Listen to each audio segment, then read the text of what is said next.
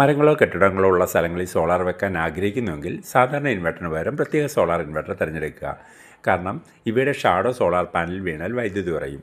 നാം ചിന്തിക്കുന്നത് ഒരു പാനൽ ഷാഡോ വീണ് കഴിഞ്ഞാൽ ആ പാനലിലെ ഔട്ട്പുട്ട് മാത്രമേ കുറയൂ എന്നാണ്.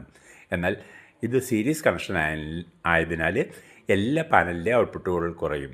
ഉദാഹരണത്തിന്, ഒരു പാനലിൽ ഷാഡോ വീണാൽ നിങ്ങൾ വെച്ചിരിക്കുന്ന 10 പാനലുണ്ടെങ്കിൽ 10 പാനലിലെ ഔട്ട്പുട്ട് കുറയും. സാധാരണ ഒരു വീട്ടിൽ 16 യൂണിറ്റ് കിട്ടുന്നുണ്ടെങ്കിൽ ഒരു പാനൽ ഷാഡോ വീണാലും അത് 10 യൂണിറ്റായിട്ട് കുറയാൻ സാധ്യതയുണ്ട്. Solar inverter 2 തരമുണ്ട്. ഒന്ന്, 10 പാനലിനും കൂടെ ഒരു ചാർജ് കൺട്രോളറും ഹീറ്റ് സിങ്കും ഉള്ളത്. രണ്ടാമത്തേത്, ഓരോ പാനലിനും ഓരോ ചാർജ് കൺട്രോളറും ഹീറ്റ് സിങ്കും ഉള്ളത്. ഇവ തന്നെ 2 തരത്തിലുണ്ട്. ഒപ്റ്റിമൈസർ ഇൻവെർട്ടർ എന്നും മൈക്രോ ഇൻവെർട്ടർ എന്നുള്ളതും 2 രീതിയിൽ. ഇതിൽ ഒപ്റ്റിമൈസർ ഇൻവെർട്ടറിന് വില കുറവാണ്, എന്നാൽ മൈക്രോ ഇൻവെർട്ടറിന് വില കൂടുതലാണ്. ഇവ രണ്ടും പ്രീമിയം ഗ്രേഡിലുള്ള ഇൻവെർട്ടറുകളാണ്. അതിനാൽ സാധാരണ ഇൻവെർട്ടറേക്കാളും വില കൂടും. ഇവയ്ക്ക് എഫിഷ്യൻസി കൂടുതലാണ്.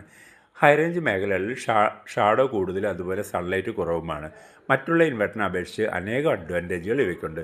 ഇവയോടൊപ്പം കുറഞ്ഞ ലൈറ്റിൽ കൂടുതൽ വൈദ്യുതി ഉൽപ്പാദിപ്പിക്കുന്ന തരത്തിലുള്ള പാനൽ കൂടെ കണക്ട് ചെയ്യുമ്പോൾ മികച്ച വൈദ്യുതി ലഭിക്കുന്നു. ഇൻവെർട്ടർ ഓരോ സാഹചര്യത്തിനനുസരിച്ചാണ് തിരഞ്ഞെടുക്കേണ്ടത്. ഷാഡോ ഉള്ള സ്ഥലങ്ങളിൽ, അതുപോലെ ചില സ്ഥലങ്ങളിൽ കിഴക്കോട്ടോ പടിഞ്ഞോട്ടോ പാനൽ വെക്കേണ്ടി വരും. അതുപോലെ സ്ട്രക്ചർ കോസ്റ്റ് ലാഭിക്കുന്നതിന് വേണ്ടിയുള്ള രീതിയിൽ ഇൻസ്റ്റാൾ ചെയ്യുന്നതിനും പ്രത്യേക ഇൻവെർട്ടർ തിരഞ്ഞെടുക്കുന്നുണ്ട്. കേരളത്തിലെ അനേക സ്ഥലങ്ങളിൽ ഷാഡോ മൂലം ധാരാളം പേർക്കും ഔട്ട്പുട്ട് കുറവാണ്.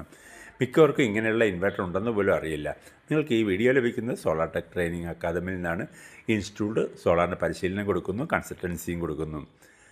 ഇത് സംബന്ധിച്ച് കൂടുതലുള്ള വിവരങ്ങൾ അറിയുന്നതിന് മുകളിൽ കാണുന്ന നമ്പറിൽ വാട്സപ്പ് മെസ്സേജ് അയയ്ക്കുക.